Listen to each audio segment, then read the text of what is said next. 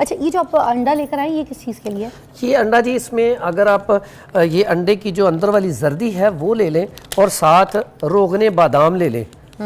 ये एक अंडे की जर्दी और 20 ग्राम रोगने बादाम और तकरीबन 20 ड्रॉप्स उसके लेमन का रस ले, उसके 20 ड्रॉप लेके इसको आपने अच्छी तरह मिक्स करना है। वो झाग सी बन जाएगी। इसकी हमें सिर्फ जर्दी चाहिए।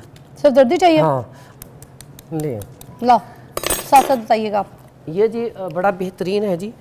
इसमें आपने एक अंडे की जर्दी लेनी है, उसके साथ आपने ये रोगने बादाम है, बादाम की गिरी का तेल, ठीक है, जर्दी इसमें डाल लें। ये देखें जी जर्दी निकल आई है। इसके अंदर हमने ये 20 ग्राम ये डालना है, ठीक है। ये तकरीबन ये 20 ग्राम डल गया रोगने बादाम।